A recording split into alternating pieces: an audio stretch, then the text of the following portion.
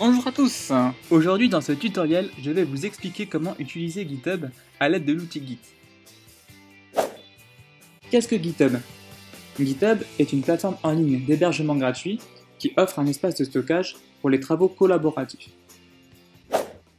C'est une plateforme qui héberge vos projets, plutôt réservée aux développeurs qui vont pouvoir déposer leur code source, mais vous pouvez très bien placer du texte ou tout type de fichier dans vos répertoires de projets. Regardons voir les commits.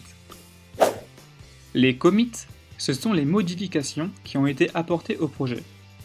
Si on clique sur le dernier commit, on peut voir qu'il y a 4 fichiers qui ont été changés, avec 176 additions et 35 délétions. À gauche, en rouge, les lignes qui ont été supprimées ou changées, et à droite, en vert, les lignes qui ont été ajoutées.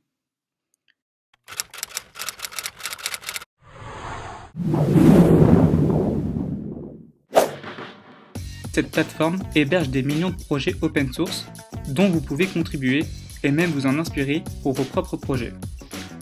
Par exemple, si je tape le mot game dans la barre de recherche, je vais trouver environ 425 000 répertoires open source.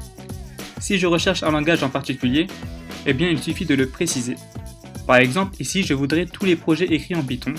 Voilà, nous avons environ 27 000 résultats.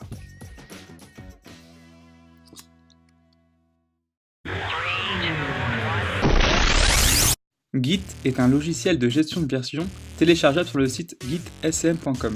Grâce aux lignes de commande Git, vous pourrez manipuler votre dépôt local sur votre ordinateur pour ensuite l'envoyer sur un serveur distant comme GitHub. Dans ma prochaine vidéo, je vous montrerai les différentes commandes Git. En attendant, si vous n'êtes pas très à l'aise avec Linux et les lignes de commande, ne bougez pas, j'ai quelque chose pour vous. GitHub Desktop Manager est un logiciel avec lequel vous allez pouvoir faire presque les mêmes manipulations qu'avec votre terminal, c'est-à-dire pull, push, commit, merge, créer une branche, etc. Ce logiciel est bien sûr lié à la plateforme GitHub, simple d'utilisation et assez design, il est disponible sur Mac et Windows. GitKraken est un logiciel similaire, sauf que vous pouvez associer d'autres plateformes que GitHub, comme Bitbucket par exemple. Voilà, c'était assez court. Je vous retrouve dans ma prochaine vidéo pour les commandes Git. En attendant, je vous recommande les tutos de GraphiCart. Merci à tous et à bientôt.